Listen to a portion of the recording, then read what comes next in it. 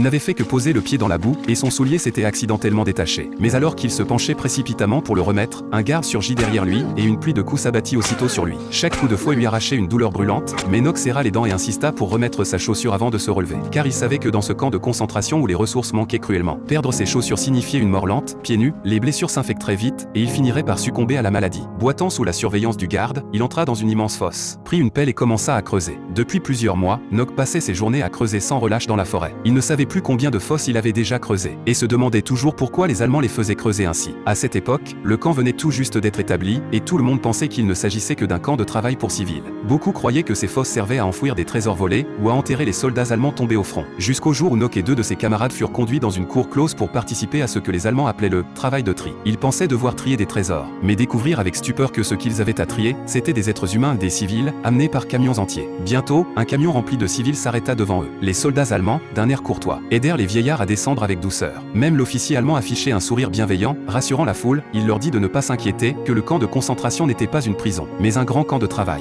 Il ajouta que chacun aurait un emploi et que l'armée allemande leur verserait un salaire régulier. En entendant ces paroles, la peur des civils s'apaisa peu à peu, et leurs visages se détendirent dans un soupir de soulagement. L'officier expliqua ensuite que, pour éviter toute propagation de maladie, tout le monde devait d'abord passer par un bain de désinfection. Il demanda même à ses soldats d'étiqueter soigneusement les bagages de chacun, afin d'éviter toute confusion après le bain. Voyant les soldats allemands marquer les bagages avec sérieux, et leur sourire constant, les civils, totalement rassurés, entrèrent docilement dans la salle pour se laver et se désinfecter. Une fois les civils entrés, Nock commença son travail de tri. Avec les autres, il transporta les bagages dans un entrepôt, puis les ouvrit et les rangea selon les instructions des Allemands. Vêtements, chaussures, bijoux, argent, tout devait être classé. Nock pensait encore que tout cela n'était qu'un moyen pour les Allemands de s'emparer des richesses des civils, ce qui semblait confirmer l'idée selon laquelle les fosses servaient à cacher des trésors. Mais lorsqu'il sortit de l'entrepôt, il aperçut les Allemands en train de pousser les civils, tout juste sortis de leur prétendu bain, dans un grand camion métallique spécialement aménagé. Les cris de panique retentirent aussitôt dans l'air. À cet instant, Nock sentit une terreur glaciale lui parcourir le corps et il comprit que quelque chose d'horrible se déroulait. Les Allemands branchèrent alors un tuyau sur le camion, et bientôt, des hurlements déchirants résonnèrent à l'intérieur, suivis de violents coups frappant la tôle. En entendant ces sons venus tout droit de l'enfer, Nock comprit enfin ce qui se passait réellement. Les jours suivants, il continua à accueillir des groupes entiers de civils, encore et encore. Il savait désormais la vérité, mais ne pouvait rien faire d'autre que rester là, muet, témoin impuissant de l'horreur. Jusqu'à cet après-midi-là, où il croisa par hasard son voisin. Ignorant tout du danger, celui-ci s'approcha avec enthousiasme, lui adressa un salut amical et lui demanda quel travail il faisait et combien il était payé. Face à ces questions, Nock resta silencieux, ne sachant que dire. Après un long moment d'hésitation, il décida de révéler la vérité à son voisin, mais au moment où il allait parler, un soldat allemand l'interrompit brutalement. Nock dut se taire et s'éloigner, tandis que son voisin, sous les ordres du soldat, entrait dans la salle pour se